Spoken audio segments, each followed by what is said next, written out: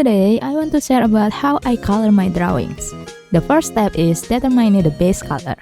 Make sure the chosen base color is in middle range. Why? So that we still have enough room for lighter color for lighting and darker color for shading.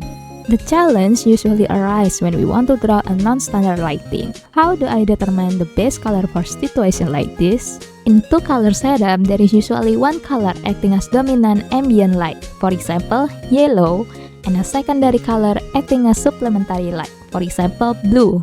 The object base color must be undergo hue shift toward yellow. You can try mixing your natural base color and your lighting color with color mixing. If that still feels too hard for you, you can just use digital layers. On your natural base color, create new layer and set the blending mode to multiply. Choose your color lighting and that will become your new base color. Next is adding the lighting and shading. The best way to determine the area hit by the light and where the shadow falls is of course by using real-life references. How do I choose the color for lighting and shading? I don't just pick lighter or darker color, I also shift the hue. For example, with this skin tone, I will shift the hue toward red and pick darker color by moving diagonally downward from the base color. On the opposite side, I shift the hue toward yellow and pick lighter color by moving diagonally upward from the base color. You might be wondering, why should the hue be shifted? By shifting the hue, the resulting color will be much more vibrant. Take a look at the comparison in this image between the one that uses hue shifting and the one that doesn't. It's different, right? This technique applies whether the lighting is orange, blue, or even green. But what if the color look like this? As you can see, blue and yellow or pink and green are positioned opposite to each other on the color wheel. In color theory, these are called complementary color. So, how do you determine the shading and lighting color for this kind of situation? Complementary color will feel like they are clashing too much if they are not bridged. You can use analogous bridge to connect two complementary color by adding colors that are adjacent to them.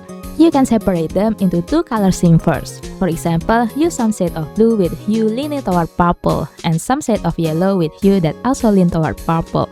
From those two colors, you can try mixing them to finally find a middle color that bridges the gap between them.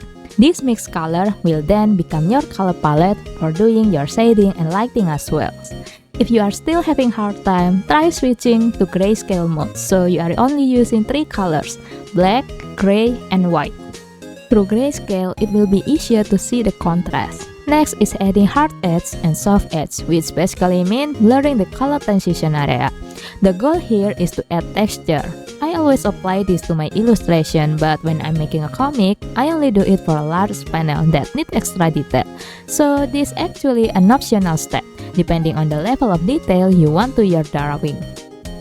One common mistake is blending all the shadow until they are too smooth. Use soft edges or blur the area for curved surface. Combining the two will make the texture of your drawing will look more realistic. Next, I also add a high saturation color transition. You can add this to the transition area of your lighting using the airbrush.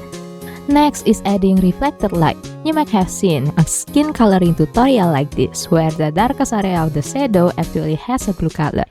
Yes, that is reflected light. However, keep in mind that this doesn't mean the reflected light color when coloring skin is always blue. The blue color in the tutorial is actually derived from the reflection of the surrounding color, such as a daytime sky. Therefore, the color of the reflected light depends entirely on what is nearby. Reflected light is a light that bounces off the surface around an object. Its location depends entirely on where the reflecting object is located. When drawing character, light often bounces off clothing, especially if it's white or bright, and it illuminates the bottom of the character chin or neck.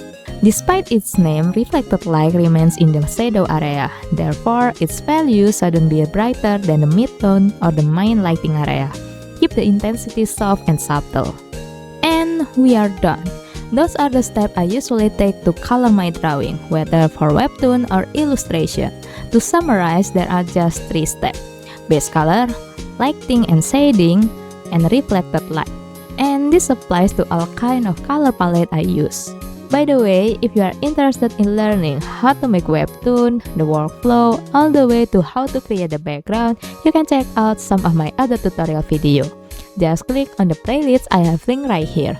That's it for today's video. See you next one. Bye bye.